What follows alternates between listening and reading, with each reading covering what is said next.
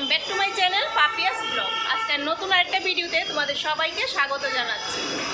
তো এখন 1টা বাজে, দুপুর 1টা বাজে, আর এখন থেকে ব্লগটা স্টার্ট করছি। আর আজকে তো আমাদের ফ্লাইট ছিল দিল্লি যাওয়ার, সকাল 6টায় ফ্লাইট ছিল, কিন্তু ক্যান্সেল হয়ে গেছে ফ্লাইটটা। গতকাল সন্ধ্যার সময় মেসেজ এসেছে যে ফ্লাইটটা ক্যান্সেল হয়ে গেছে। তো আজকে যে ফ্লাইট ক্যান্সেল হওয়াতে আজকে আর যাওয়া হলো না। তো এখানেই রয়ে গেলাম আজকের দিন। আবার নতুন করে আবার টিকিট কাটতে হয়েছে আগামীকালের জন্য। তো আগামীকাল দুপুরবেলা আমাদের আবার ফ্লাইট আর কি।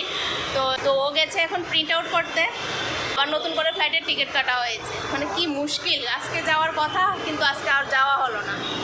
এত একটা মুশকিল, মানে এতটা দিন ধরে তো আমাদের কাজ তো কবেই শেষ হয়ে গেছে। এতদিন ধরে তো এই ফ্লাইটের জন্য অপেক্ষা করছি যে 20 তারিখ আমাদের ফ্লাইট আছে, আর 20 তারিখ চলে যেতে পারবো। এতদিন বসে রয়েছিলাম। তো সেই লাস্ট মুহূর্তে গতকালকে যে মেসেজ আসলো যে আজকে ক্যান্সেল হয়ে মানে ফ্লাইট ক্যান্সেল হয়ে গেছে, যে লাস্ট মুহূর্তে ক্যান্সেল হয়ে গেছে। এর আগেও যদি ক্যান্সেল হতো তাহলে আরও আগে টিকিটটা কাটা হতো না, লাস্ট মুহূর্তে ক্যান্সেল হয়ে গেছে। আর আজকে অন্যান্য আরও টিকিট চেক করেছে, কিন্তু আজকের টিকিটগুলি আরও অনেক রেট, এত রেট দিয়ে তো যাওয়া সম্ভব না। তো তার জন্য আগামীকালের টিকিট কাটা হয়েছে দুপুরবেলা আর কি। এই হয়েছে একটা ব্যাপার, মানে এতটা দিন ধরে এখানে শুধু বসে রয়েছি। মানে কাজ থাকলে একটা কথা যে বসে রয়েছি, কাজ আছে, কাজ নেই, শুধু বসে বসে হোটেল ভাড়া দেওয়া হচ্ছে, এই আর কি। আর কি আর করা। তো এখন বেরিয়েছে, এখান থেকে প্রিন্ট আউট করবে।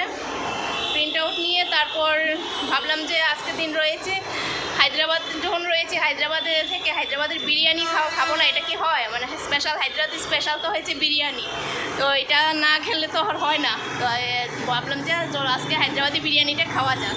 তো এটা নিয়ে যাব এখন, বিরিয়ানি নিয়ে আজকে লাঞ্চে থাকবে হায়দ্রাবাদি বিরিয়ানি আর কি, লাঞ্চ করবো এটা দিয়ে।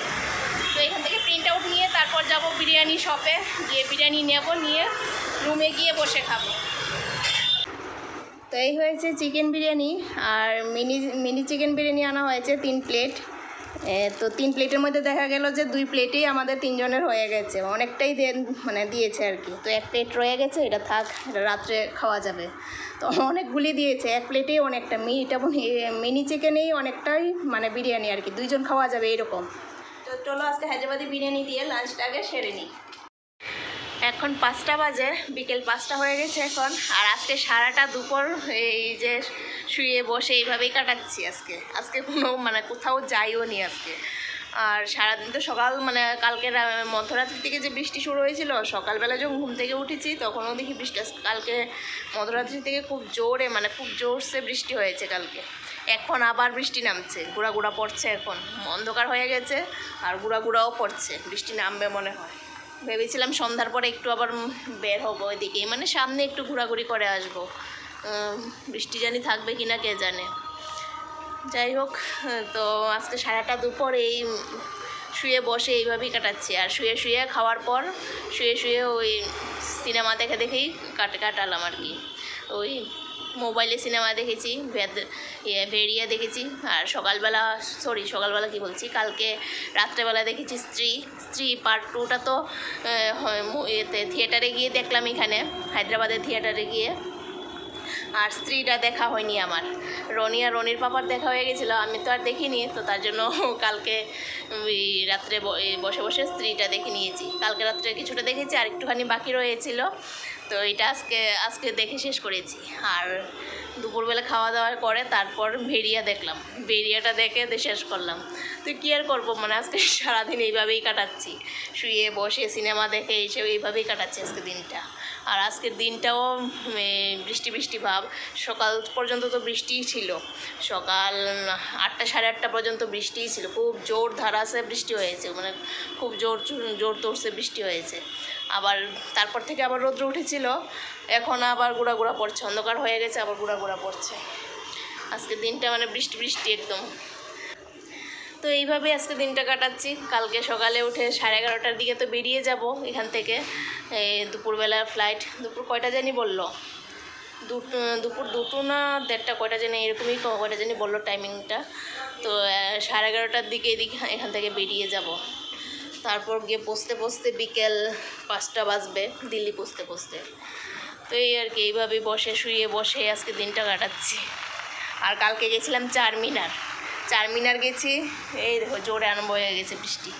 চারমিনার গেছি আর গেছিলাম একটা ইস্কন মন্দিরে, প্রথমে গেছিলাম একটা ইস্কন মন্দিরে, কালকে তো রাখি পূর্ণিমা গেছিলো, তো ওইখানে ইস্কন মন্দিরে গিয়ে টিনা যে রাখি পাঠিয়েছিল, মানে গিনির তরফ থেকে যে রাখি পাঠিয়েছিল রনির জন্য, তো এই রাখিটা নিয়ে ওখানে মানে মন্দিরে নিয়ে ঠাকুরের চরণে গিয়ে একটু ছুঁয়ে এনেছি। আর কালকে ঝুলনের লাস্টও গেছিলো, তো ওইখানে প্রসাদ নিলাম, মানে ভোগ খেলাম ওখানে। এই তো ওখানে ভোগ খেয়েছি, দুপুরের অন্য ভোগ খেয়েছি। এমনিতে তো পেইড ভোগ ছিল, মানে টাকা দিয়ে ভোগ খাওয়া হতো।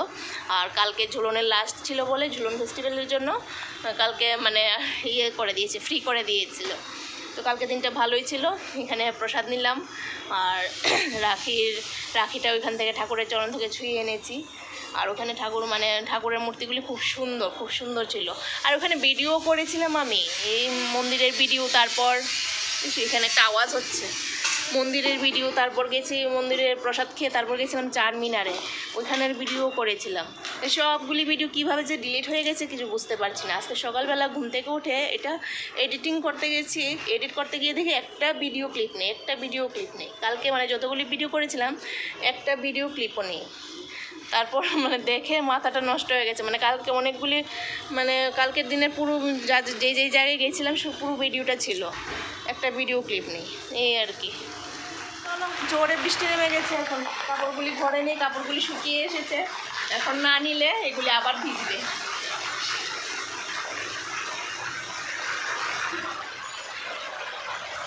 চলো ঘরে যাই।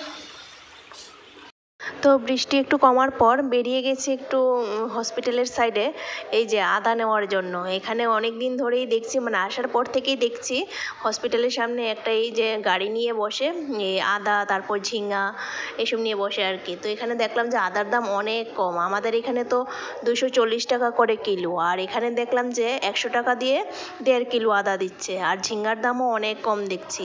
তো ঝিঙ্গা তো ভেবেছিলাম নিয়ে যাওয়ার আগের দিন কিনবো, কিন্তু আজকে আর পেলাম না, তো শুধু এখন আদা নিয়েই ঘরে চলে যাচ্ছি। আর এখানে সবজির দাম অনেকটাই কম আমাদের এখানের তুলনায় আর কি, অনেক কম।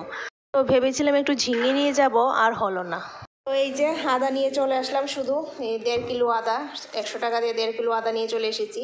আর এখানকার আদা সব জায়গাতেই দেখেছি একটু এই যে মাটি লাগানো, আমাদের এখানে তো এই মানে একদম ফ্রেশ পাওয়া যায়, একদম মাটি থাকেই না।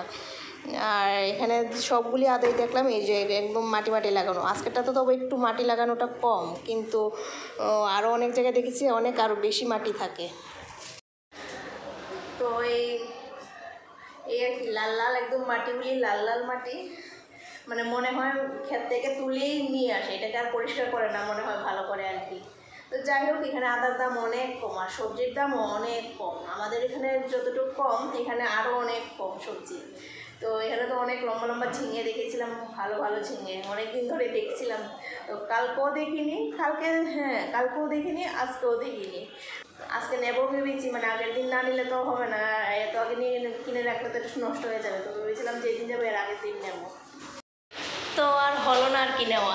তো যাই হোক, আদা শুধু পেয়েছি, এটাই অনেক। আমাদের এখানে আদার দাম অনেক বেশি, তো এটাই পেয়েছি, কারণ আদা তো ডেইলি লাগে রান্নার ক্ষেত্রে, চায়ের মধ্যেও দিই, তো তার জন্য আদাটাই শুধু নিয়েছি, যথেষ্ট হয়ে যাবে। তো চলো, আজকের ভিডিওটা এই পর্যন্ত, আবার দেখা হচ্ছে নতুন দিনে নতুন একটা ভিডিওর সাথে।